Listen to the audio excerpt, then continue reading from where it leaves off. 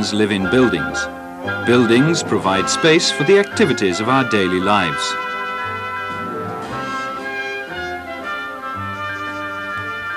Therefore, they are required to have various functions. What should be emphasized are the health, comfort, safety, and efficiency provided for the people who will use the building. Most important of all is the safety of the buildings. Particularly in Japan, where earthquakes occur frequently, we must provide also for safety during earthquakes. Because of the high cost of buildings and the need to conserve resources, buildings must be built to last for many years. Designers must consider this problem of durability carefully. We are now going to summarize the important points for ensuring safety and durability of buildings, referring to relevant technologies used in Japan.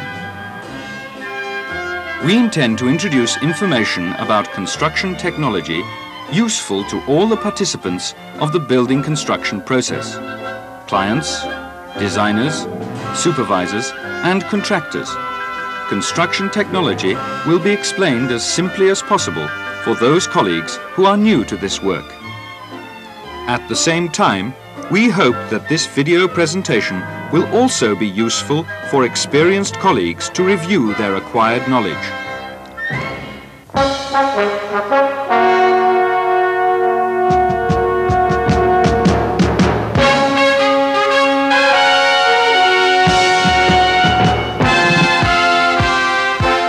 In the 1960s, Japan experienced rapid economic growth. The construction demand increased enormously, while the labor force, especially the skilled labor force, shrank. To solve this problem, the construction industry had to modernize itself by introducing new machinery and shifting to factory production of materials and components. For example, in concrete work, ready-mixed concrete and transporting and pouring machinery were introduced. Backhoes for digging the ground and cranes and derricks for lifting heavy components have become widely adopted. At the same time, quality control of the construction process, both on-site and in factories, and the training of laborers were upgraded. Thus, the industry improved productivity and was able to guarantee high and stable quality. But the basics of construction remain the same in both the machinery-oriented and manual labor construction fields. Now, let's consider how construction work can be best carried out. At the construction site, we must control quality, process, cost, and safety. These four kinds of control should be integrated in order for construction work to be done properly. This video presentation emphasizes quality control. We are trying to present construction technology that has the widest possible uses. What we will focus upon is the kind of technology and the processes needed to build a reinforced concrete building without a basement. Construction work is carried out with various processes interrelated with each other. In this presentation, we will focus on structural work, such as piling work, excavating work, form work, reinforcing work, and concrete pouring or placing. These processes all have a large influence on the safety of the building.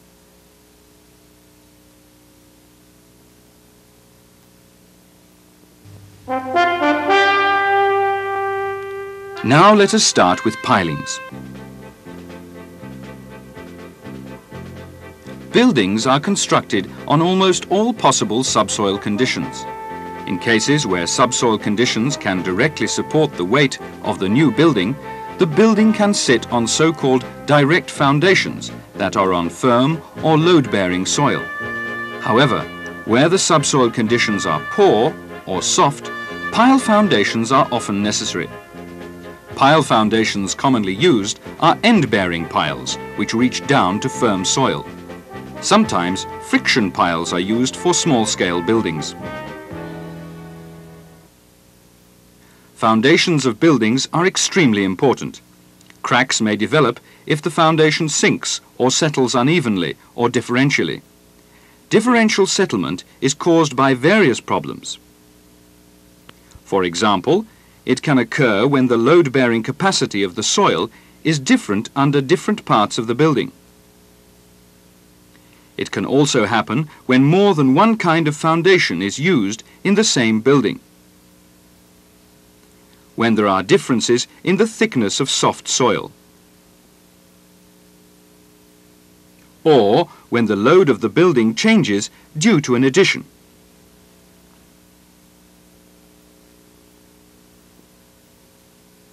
This is an example of crack damage to a building caused by differential settlement.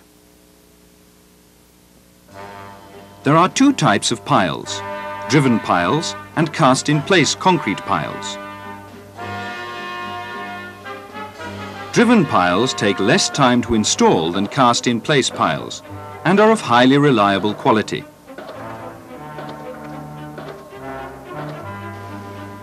But cast-in-place piles cause less noise and vibration during construction. They can also have larger diameters and greater bearing capacities. Driven piles can be classified into several types. An often used type is the precast pre-stressed concrete pile. These are mass-produced in factories under strict quality control. At the construction site, preceding piles are driven into the ground before other piling work begins. Preceding piles are similar to test piles, except that they are also used as the actual piles for the building. These preceding piles are slightly longer than the design length. Based on the test results using these preceding piles, the length of other piles are determined. On construction sites where the soil conditions are known to be irregular, it is important to increase the number of preceding piles. The placement of the pile must be done carefully.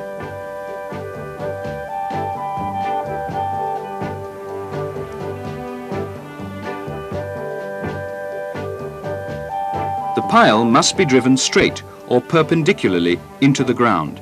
If it is not perpendicular, the pile may break during driving.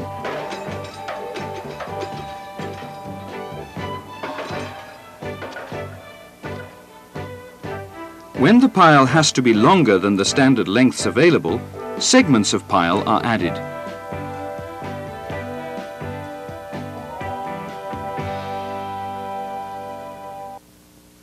Usually the segments are joined or spliced to the pile by welding.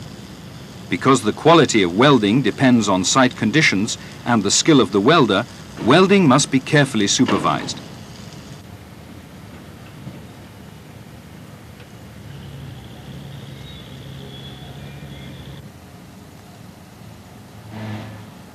This supervision of welding is one of the important checkpoints.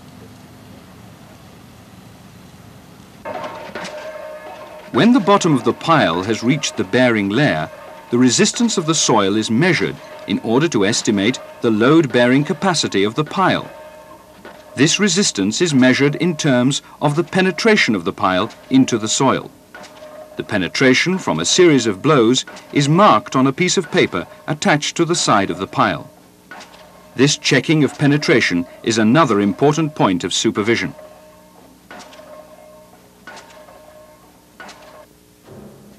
Now let us look at cast-in-place concrete piles.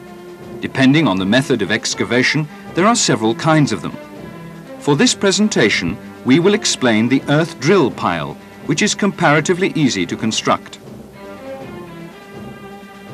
The earth drill pile is begun by drilling a hole in the ground to the needed depth of the pile, while a kind of high-density water called bentonite slurry is poured into the hole to prevent its wall from collapsing. The second major step is to lower the reinforcing bars into the hole. Finally, the concrete is poured down through a pipe, known as a tremie pipe, to the bottom of the hole. This pipe prevents the concrete from separating as it falls.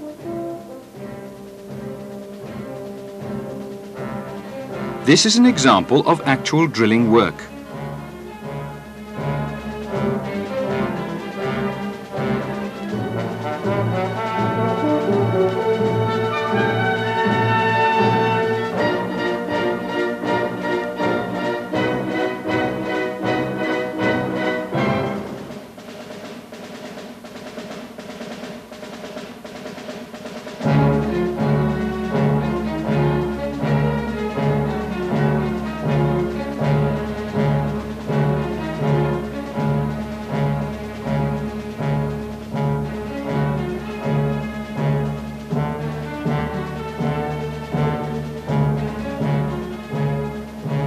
The soil removed from the hole must be carefully examined. By examination, we can tell if the hole has reached the bearing layer.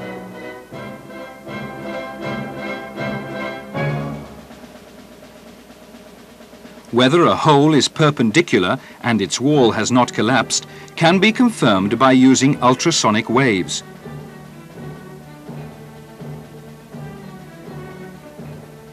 As shown here, the conditions of the sides of a hole can be checked visually.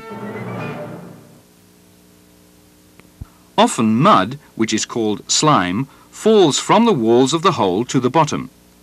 The slime must be removed before concrete is poured into the hole. If the slime is left in the bottom of the hole, the pile cannot support as much weight. This removal of slime is an important checkpoint.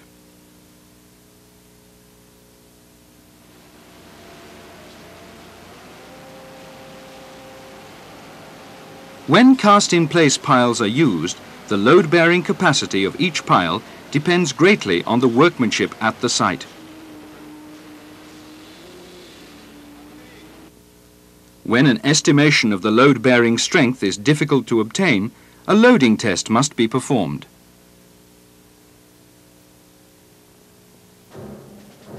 After completion of pile work, both the cast-in-place and driven piles, excavation work is done. Then piles are cut off at the head by a proper length to make them the design height.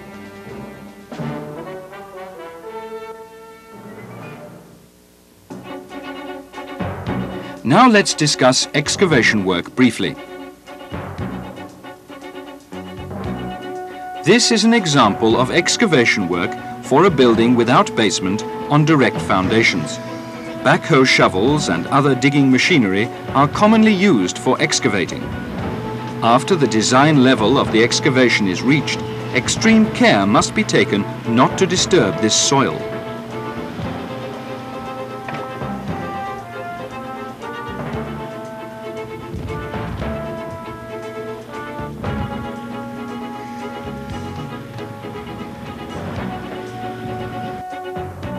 The load-bearing capacity of cohesive soil can be checked by visual observation or by using a simple cone penetrometer, as shown here.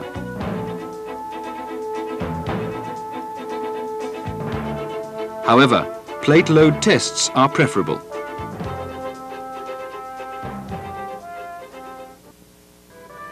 First, a compacted gravel layer is made on top of the excavated surface. Then a layer of concrete is placed on the gravel to create a perfectly level surface.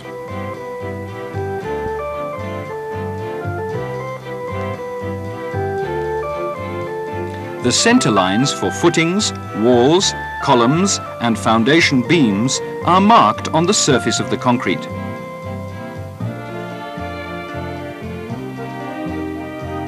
The footing formwork and reinforcing bars are placed and the concrete is poured.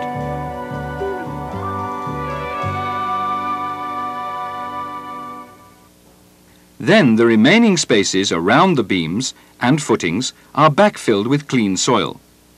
The backfilled part must be compacted firmly, otherwise ground settlement may occur.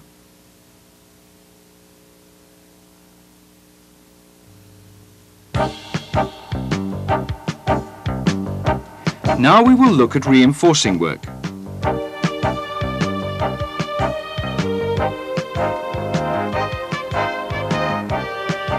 In Japan, concrete designs use a lot of reinforcing bars to resist the horizontal forces caused by earthquakes. Since there is often limited space available at the construction site, and due to the need for improving productivity, most of the bars are cut and bent at fabrication plants into the shapes and sizes needed.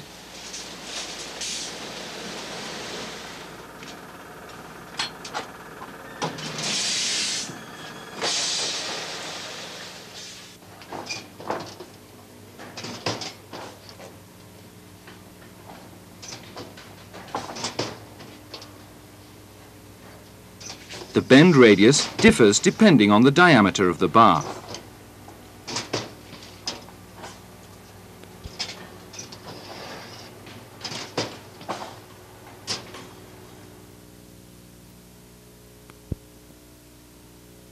The reinforcing bars are assembled at the site.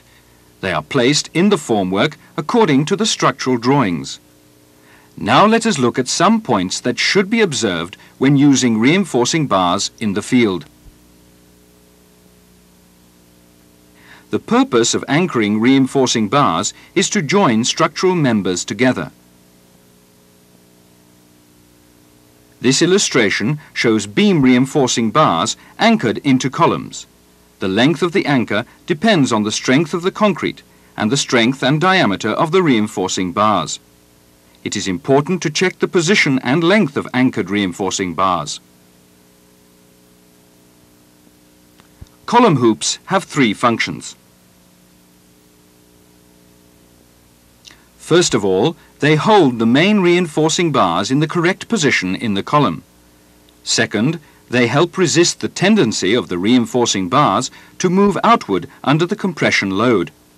Third, they also provide strength against shear forces on the column. An earthquake caused shear failure in this column because the hoops were placed too far apart.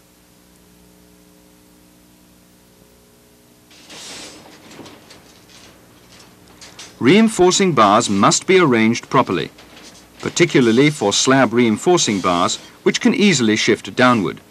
Blocks or spacers must be placed to retain the correct distance from the bottom of the slab.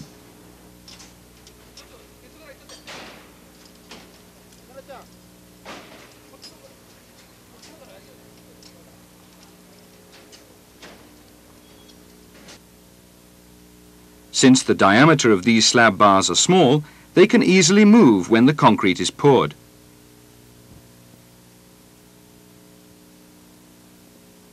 Cantilevered slabs can crack or even collapse at their fixed end when the anchoring of the reinforcement is insufficient.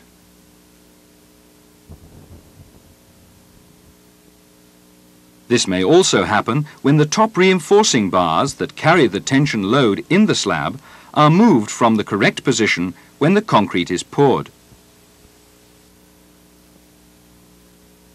A building's durability depends on proper covering of the reinforcing bars by concrete. Spacers are used to keep the proper covering depth of concrete over the bars.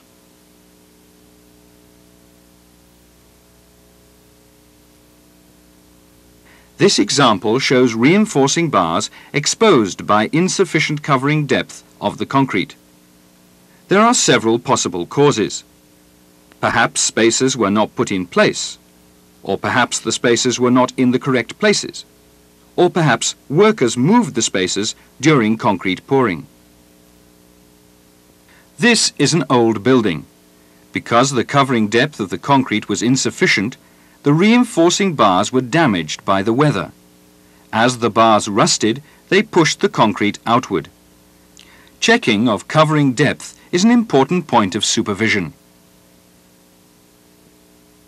It is also important to check the position and length of splices of reinforcing bars. In a lapping splice, ends of two bars are placed beside each other for some length, specified by design. This is called an overlap. They must be tied together to prevent them from shifting during concrete pouring. They are structurally bonded by the concrete. The length of the overlap depends on the strength of the concrete and the strength and diameter of the reinforcing bars. Splices should be placed where the tensile stress in the reinforcing bars is relatively small.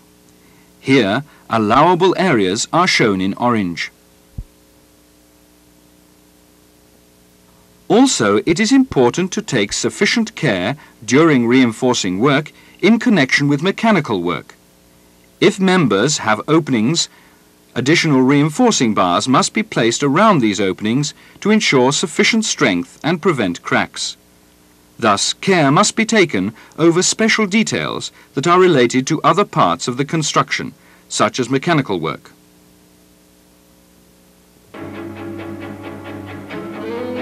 Reinforcing work and form work are closely connected.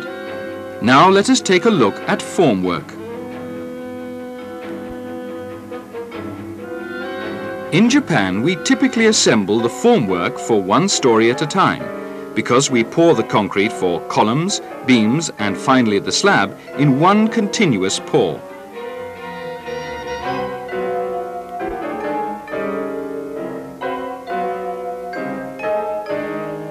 Concrete is given its shape by the formwork. The formwork must be properly assembled, placed in the right position, and built to the correct dimensions. Care must be taken when marking the position of formwork.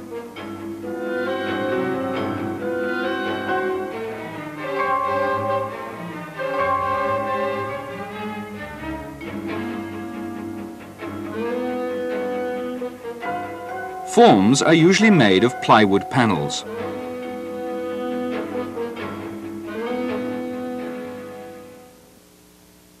In formwork, the position and shape of the forms must be kept by using separators and form ties.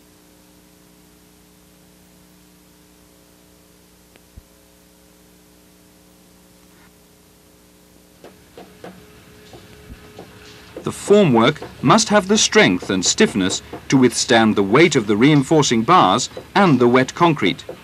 In addition, it must withstand the loads that can occur during the pouring of the concrete.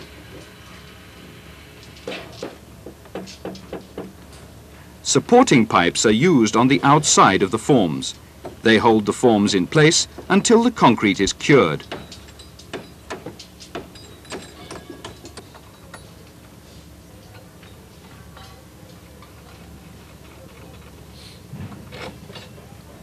The formwork and supporting pipes are fastened together with form ties. Make sure that the forms are not sagging, tilting, or twisting. Steel supports are set up under beams and slabs to help support the formwork until the beams and slabs can carry their own weight. In order to be sure that the supports do not sink under the weight of the wet concrete, we must first check to make sure they stand on a structure that can carry the load. We must be very careful when the supports rest on ground with small bearing capacity.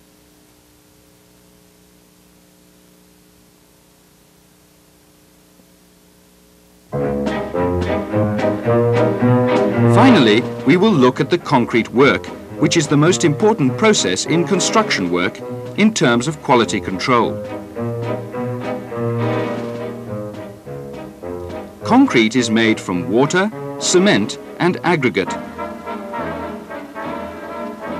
The quality of all the materials in concrete must be checked. Usually, Portland cement is used. Exposed cement should be avoided. For aggregate, fine aggregate is usually sand and coarse aggregate is gravel. Only sand that does not contain dirt and salt should be used in concrete. When sand from the ocean is used, the salt must be removed by washing the sand with pure water. If salt remains in the sand, it will damage the reinforcing bars. High-quality aggregate must be selected to obtain strong concrete. Gravel from rivers is a good choice for coarse aggregate because it is strong, bonds well and it mixes well. In addition to water, cement and aggregates, we often add other materials called admixtures to improve the quality of the concrete. Here, admixtures are being measured for test mixes.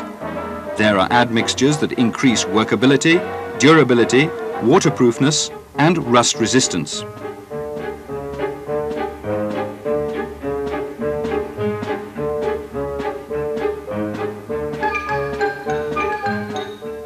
In order to determine the mix proportions of materials that will provide the right strength and other qualities of concrete for the design, test mixes are made at the concrete plant.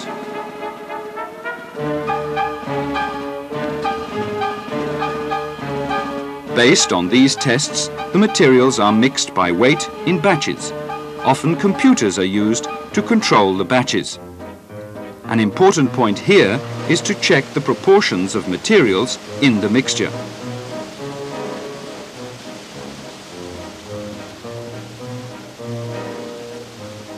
Then the mixed concrete is loaded onto trucks.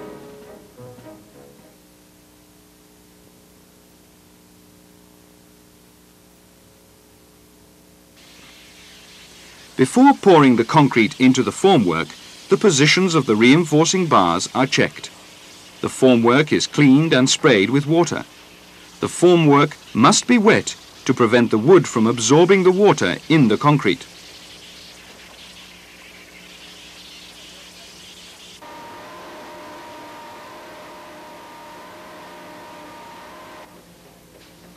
Then the concrete is placed in continuous pours. The amount of concrete for each continuous pour must be planned carefully.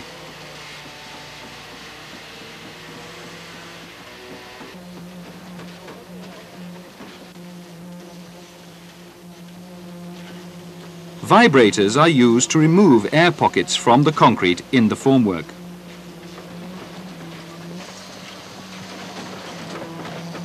Tamping rods are also used.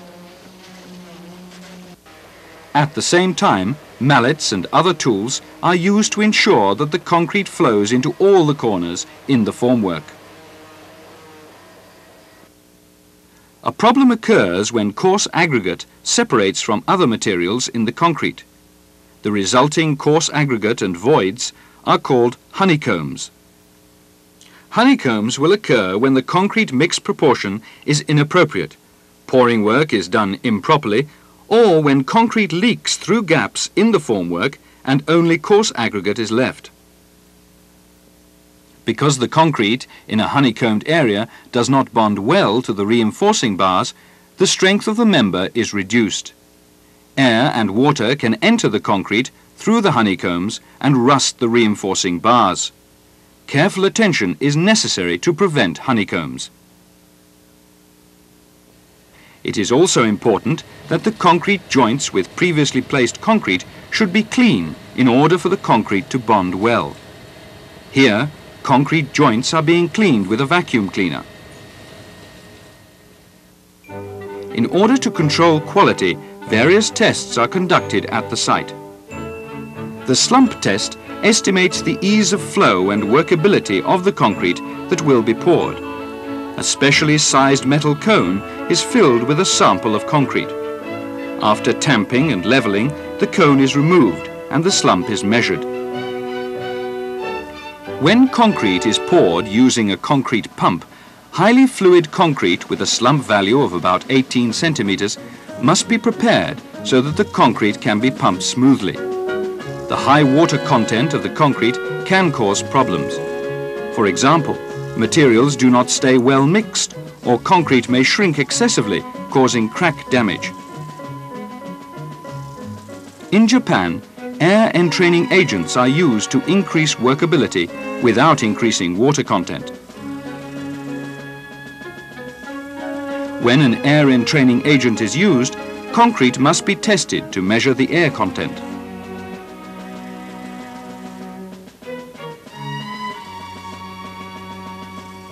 Test pieces are also prepared for compressive strength tests to be conducted later.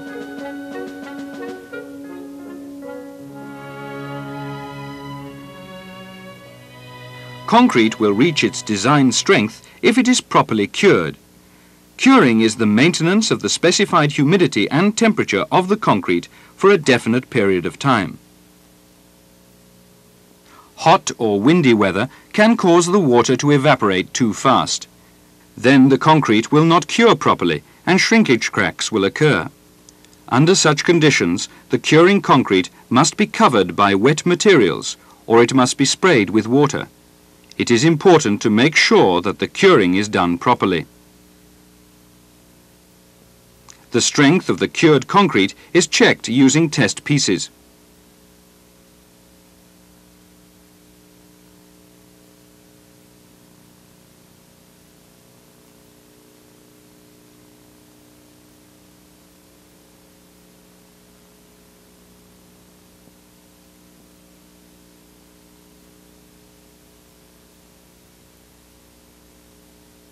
When the concrete is strong enough to support itself and any construction work above it, the formwork and supports are removed.